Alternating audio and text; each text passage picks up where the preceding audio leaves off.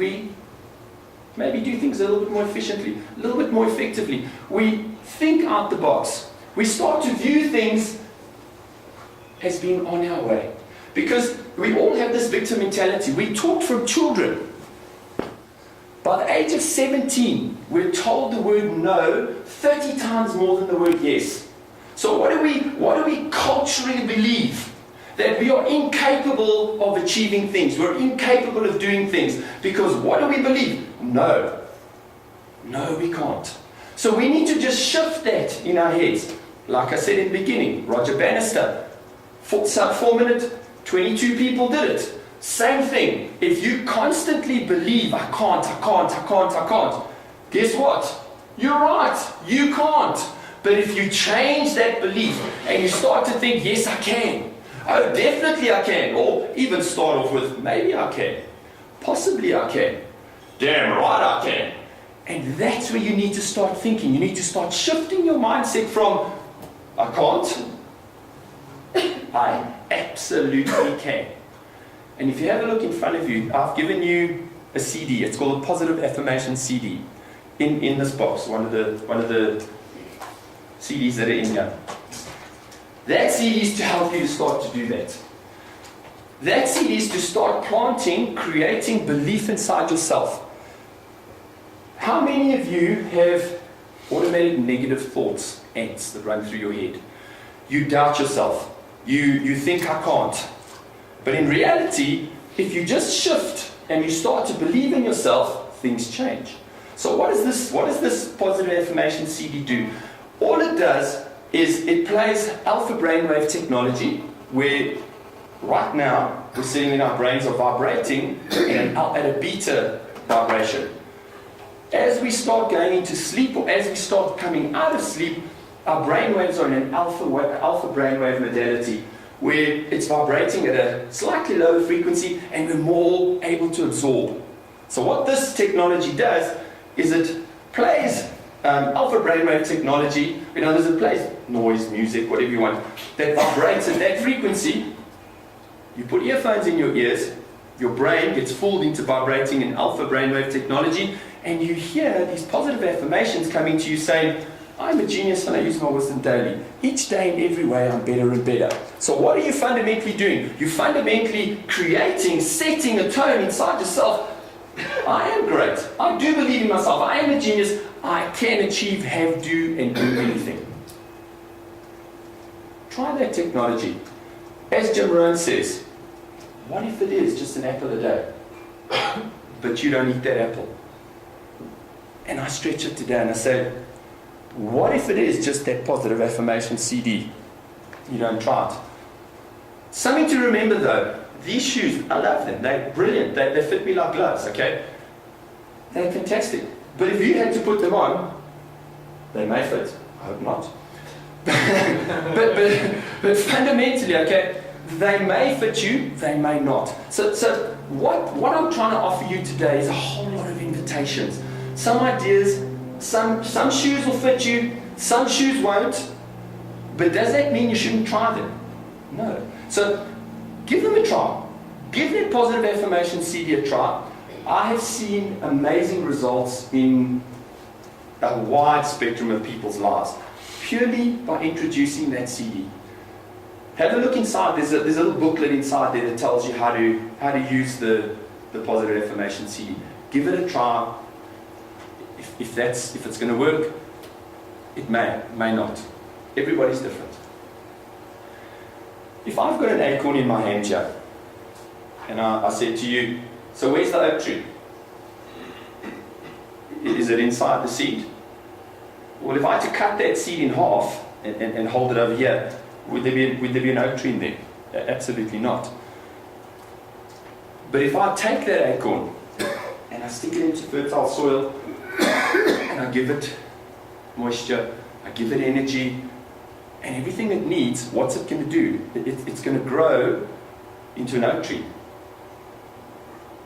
So what about your potential? What about what you're capable of? What about your little acorn? Are you willing to sort of take that out? Are you willing to plant it in fertile soil? Are you willing to feed it with the energy?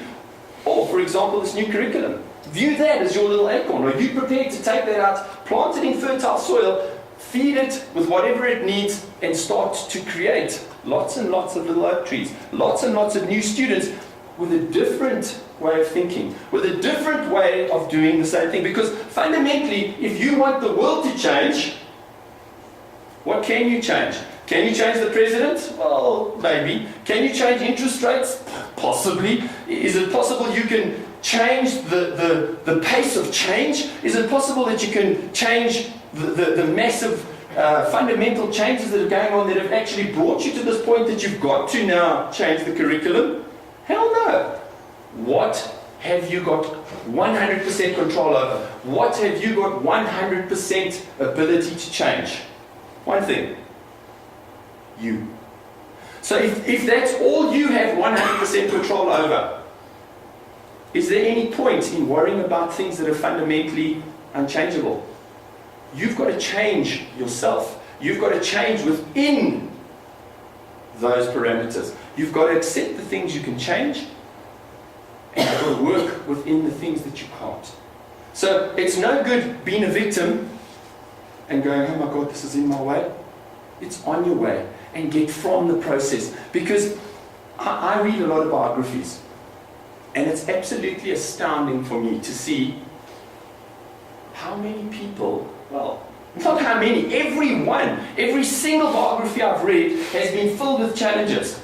And very often it's those very challenges that have been the catalyst that have actually unlocked and turned that person into a super achiever. How many of you here know that Winston Churchill only became Prime Minister at 65? That man persisted, kept going until he became the Prime Minister. And he became the Prime Minister in one of the most volatile times in the UK history, and he's the most remembered, most revered Prime Minister. But let me tell you something, he failed at many elections. He was almost kicked out of the party at one stage. But did he give up? Can you ever fail? Is it possible to fail? How can you fail if you're still trying? You know, if you're still trying, and you're still persisting, and you're still trying, well, like a toddler, for example, how many times do you think a toddler falls down and gets up? And falls down and gets up? Well, as many as it takes, isn't it? Because every single person in the room is walking. So you are persistent. I know that you have everything that you need inside you to achieve everything that you need to do. Have you got any idea how hard it is to learn to walk? How many new neural connections you need to make in your brain? How you've got to teach yourself that walking is actually falling. It's controlled falling. You need to fall forward, throw your foot forward, lose balance, and fall forward and do it again. It is unbelievable amount of neural connections that you need to make in your brain to teach yourself to walk. But every single person in this room is doing it. So I know that you have what it takes. But why do we lose that? Well, because by the age of 17, we heard the word no 30 times more than the word yes. So we lose that. And we start to believe that we can't.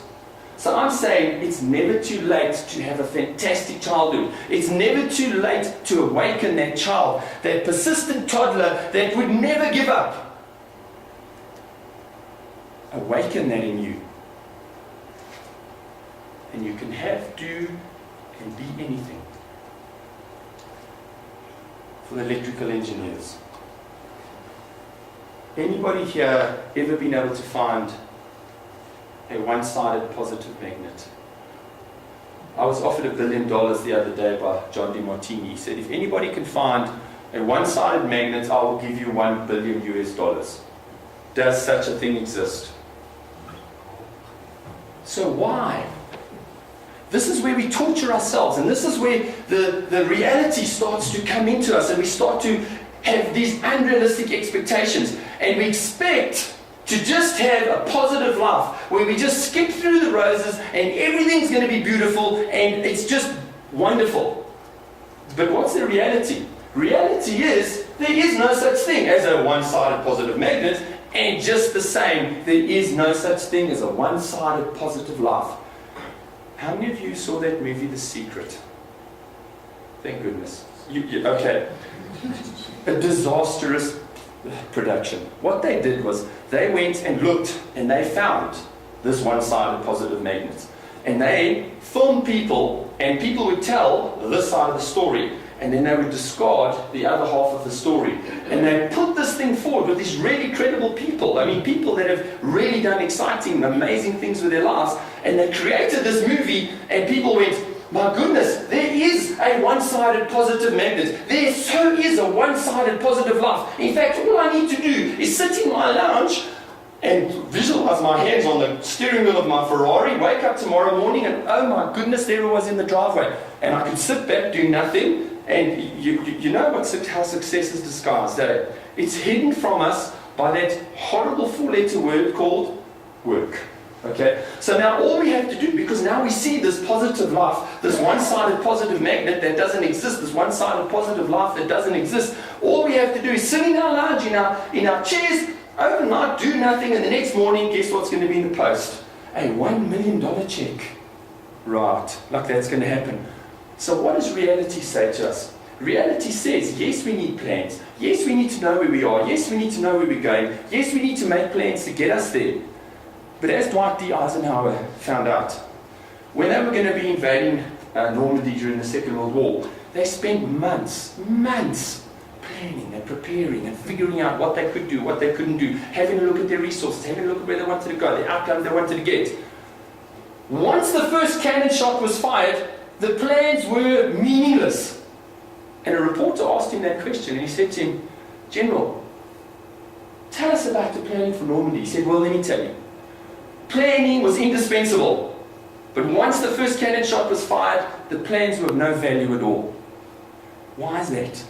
Because there is no such thing as a positive one-sided battle, life, anything. The reality is, when we start to do things, we had to program our reticular activating system to start looking for the information. We had to plan. We had to figure it all out. We had to get the resources, the cannons, the ships, everything we needed to get into the battle. But once we get into the battle, things change. Life happens, okay? So what do we need to do? We need to accept that's going to happen. Because if we have these unrealistic expectations that life is just going to be happy and roses, we don't anticipate it. We don't plan for it. We don't expect it. When it actually happens, my goodness, life is bad. We get home and we're stressed now because I had a bad day. Is there such a thing as a bad day? When you're having your worst day ever, I'm having my best. So where does a bad day exist? A bad day exists in my reality, because there's reality, then there's my reality. So if your reality is saying to you, I'm having a bad day, or your reality is saying, oh my goodness, I'm expecting a positive life only, but life happens and reality happens, and you have a bad day. Well, bad days are on my way. I expect them, I plan for them, I anticipate them, so when they come, they're not in my way. I get home and I go, another one of bad days. Guess what? Tomorrow's going to be better. Maybe, maybe not. But I have a plan, I have a direction, I have a concept that I'm following. And as long as I'm doing that, and I don't have expectations, unrealistic expectations of a one-sided positive magnet, I can achieve anything.